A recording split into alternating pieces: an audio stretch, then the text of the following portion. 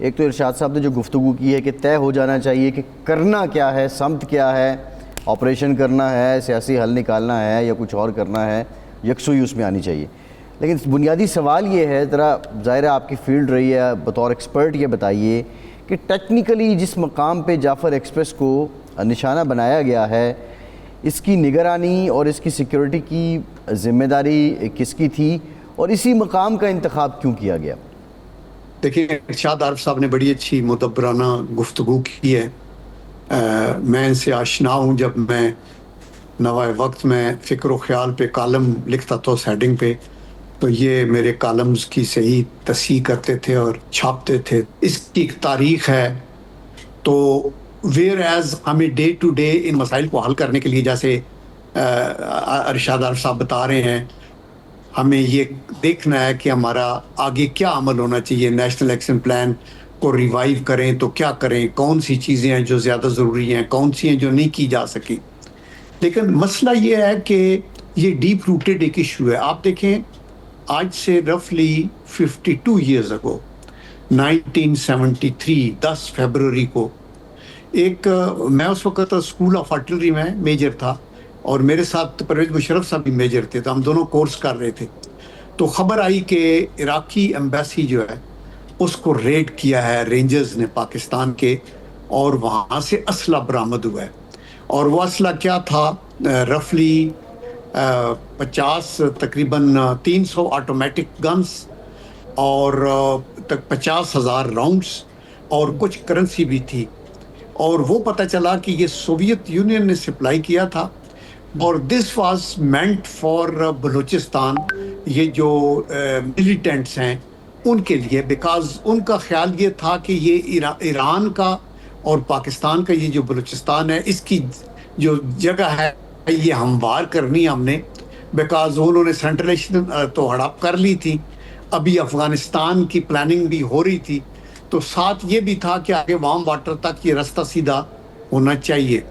تو اس وقت یہ، اور پھر بعد میں آپ کو یاد ہوگا 70s کے اندر ہی پھر انسرجنسی کے لیے آرمی کو استعمال کیا بھٹو صاحب نے، اور کرتے کراتے پھر اور کچھ بھی ہماری غلطیاں ہوئی. لال مسجد کو ادھر ہینڈل کیا، پھر مفتی صاحب کا قتل ہوا، اس کے بعد بہت کچھ ہوتا رہا. لیکن ہر حکومت جو ہے وہ اپنے طور کے اوپر اپنی بصیرت کے مطابق اس کے پیچھے لگے رہے کہ ہم کچھ نہ کچھ کریں، لیکن غلطیاں بھی تھیں، تشنج بھی تھی. اور یہ جو موومنٹ ہے نا، یہ نہ کسی ادارے کے خلاف ہے، نہ کسی پارٹی کے خلاف ہے، نہ یہ کسی حکومت کے خلاف ہے. یہ سارا مسئلہ پاکستان کی سالمیت کے خلاف ہے، اور ہمیں اس کو اسی طرح دیکھنا چاہیے. اسی لیے جو ارشاد عارف صاحب کہہ رہے ہیں نا کہ ہمیں 1 پوائنٹ ایجنڈے پہ، بجائے اس کے کہ مڈ سلنگنگ کریں کہ تو وہ ذمہ دار ہے، وہ یہ ذمہ دار ہے، وغیرہ وغیرہ. ابھی آپ کا جو کوشچن ہے وہ یہ تھا کہ یہ جگہ سلیکٹ، تو دیکھیں یہ آپ BLA کو آگے یہ کٹ پتلیاں ہیں، TTP اور یہ وہ، ان کے پیچھے بہت ساؤنڈ انٹیلیجنس ہے، ان کے پیچھے سیٹلائٹ کمیونیکیشن ہے، ان کے پیچھے پیسہ ہے ہنود و یہود کا، اور یہ فل فلیجڈ پلاننگ ہے. ابھی بھی ڈائریکشنز باہر سے آ رہی تھی، اور یہ تھا کہ ان کو جو انہوں نے جگہ سلیکٹ کی کہ یہ ہو جائے گی ابھی پہاڑی علاقے میں، بولان پاس سے گزرتی، ٹنلز کے سے اندر سے جاتی، وہاں کوئی سگنلز نہیں ہے، کوئی آبادی نہیں ہے. اور انہوں نے ریلوے کے اوپر جو گارڈ بٹھائے ہوئے تھے اپنے، آپ کو پتہ ہے ان گارڈز کی بھی اپنی ٹریننگ کا اسٹینڈرڈ، وہ کمانڈوز تو ہوتے نہیں آرمی کے، لیکن انہوں نے ریزسٹ کیا، دے ڈڈ دیئر ڈیوٹی. اور اس کے بعد پھر FC پہنچی، پھر آرمی پہنچی، پھر SSG پہنچ گئی. اور اللہ کا کرم ہے، آپ یہ دیکھیں کہ پروبیبلی 1977 میں اسی طرح ٹرین ہائیجیک ہوئی تھی ہالینڈ کے اندر، اور اس میں 50 پیسنجر تھے، اور کوئی 18 یا 20 دن تک یہ ڈائلاگ ہوتے رہے، کیا کریں، وہ مر نہ جائیں، یہ نہ وہ نہ. ابھی ہمارے سنائپرز نے جا کے یہ جو خودکش والے تھے ان کو اس طرح اڑایا اور لوگوں کو فارغ کر دیا. لیکن انہوں نے جو 21 بندے مار دیے وہ پہلے سے وہ مارے تھے، اور ان کے اپنے 33 ان کے ہوئے اور 4 وہ گن مین ہوئے. تو آئی ایم شیور کہ گئے شہباز شریف صاحب، اور یہ ان کو آپس میں جوڑیں، قومی یکجہتی کا یہ تقاضا ہے. جنرل صاحب یہ بتائیے کہ نیشنل ایکشن پلان 2 کی ضرورت ہے، یا جو پہلے سے نیشنل ایکشن پلان تھا 2014-15 میں جو ہم نے طے کیا تھا، اس پہ جو پوری طرح عمل بھی نہیں ہو سکا اور بالخصوص نان کائنیٹک ڈومین تھی, اسی پہ عمل درآمد کر لیں تو بہتر ہے. دیکھیں وہ ایکشن پلان میں 20 پوائنٹس تھے اور بہت سومند تھے. اس میں یہ مدارس کلوز ہوئے, سمیں بند ہوئی, ہیٹ سپیچز پہ پابندی وغیرہ لگی, اور اس کے اندر یہ آپ کی نیکٹا وغیرہ کو بنایا گیا اور فنڈز اویلیبل کیے گئے. پھر آپ کی ایپیکس کمیٹیاں بنی, ان ایپیکس کمیٹیوں کی باقاعدہ میٹنگ ہوتی تھی. پرائم منسٹر نواز شریف جا کے ہر صوبے میں چیئر کرتے تھے, وہاں کور کمانڈر, آپ گورنر, چیف منسٹر, تو اس طرف دھیان. تو میرے خیال میں ایک تو اس میں بڑے پوٹنٹ پوائنٹس ہیں, ان کے مطابق آپ ان کو ضرور, خصوصاً یہ جو ویسٹرن دونوں پروونسز ہیں ان میں, اس کے اندر پرائم منسٹر انوالو ہو, چیف منسٹرز, گورنرز یہ بیٹھ کے اور گورننس کے ان چیزوں کو بہتر کریں. لیکن ان ایڈیشن ٹو دیٹ اگر یہ سمجھا جاتا ہے کہ ابھی آرٹیفیشل انٹیلیجنس کا بھی ہے, ابھی سائبر اٹیکس بھی ہیں, ابھی آپ اور زیادہ ڈیجیٹلائزڈ ہوگی ورلڈ, یہ جو آپ کی ڈائمینشن آف اٹیکس ہے یہ ہے. ابھی آپ یہ بھی سوچ سکتے ہیں کہ اسلحہ ان کے پاس ایک بالکل اسٹیٹ آف دی آرٹ ان کے ہاتھ میں آ گیا ہے. میں دیکھ رہا تھا کہ افغان گورنمنٹ نے مانا تھا کہ ہمارے پاس جو لائٹ آرمر آرمز ہیں, لائٹ آرمز جو کلوز کوارٹر بیٹل کے لیے, وہ 3 لاکھ چھوڑ کے گئے ہیں امریکن. ہیوی ویپنز 26,000 اور ملٹری وہیکلز کو 61,000. لیکن ان ایڈیشن ٹو دیٹ ان کے پاس تھرمل VM ایکوپڈ رائفلز بھی ہیں, ہیلمٹس بھی ہیں, اور دین پھر آپ کہتے ہیں کہ لیزر سائٹس ہیں اور سپریسڈ رائفلز ہیں, M24 سنائپر رائفلز ہیں, ہیوی مشین گنز ہیں, 85 سنگل ٹیوب راکٹ لانچرز. آپ دیکھیں کہ بنو کی کنٹونمنٹ کی دیواروں کے اوپر جا کے ان کو RPG لگائے انہوں نے, دیٹ از راکٹ پروپیلڈ گرینیڈز, جو کہ اینٹی ٹینک بھی ویپنز ہیں. یہ ابھی ان چیزوں کے پاس ہے. تو اس کے لیے ابھی اور بھی بہت کچھ آپ کو سوچنا ہوگا کہ ان چیزوں کو, سائبر اٹیکس کو روکنے کے لیے, انٹیلیجنس کو اور بیف اپ کرنے کے لیے. تو it is always good to up grade.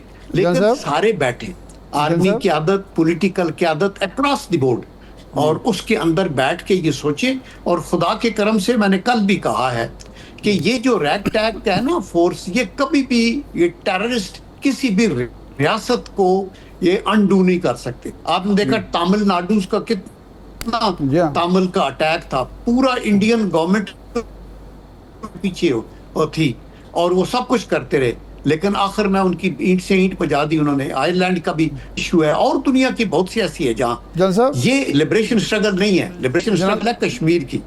جی سر, یہ تو بات ہم اسی پہ رہتے ہیں, لیکن تھوڑا سا کیونکہ یہ جو افغانستان میں امریکہ کا چھوڑا ہوا اسلحہ اس کا ذکر ہوا ہے, اس پہ میں تھوڑا سا ڈی ٹریک ہو کے یہ آپ سے پوچھنا چاہتا ہوں کہ یہ جو اسلحہ اتنا چھوڑا گیا ہے, یہ بائی ڈیزائن چھوڑ کے امریکی گئے ہیں یا وہ جلدی میں ان کو جانا پڑا؟ انہوں نے تو 31 اگست کو جانا تھا, جلدی میں نکلتے نکلتے وہ اس کو ڈسٹرائے نہیں کر سکے یا کسی کے حوالے نہیں کر سکے.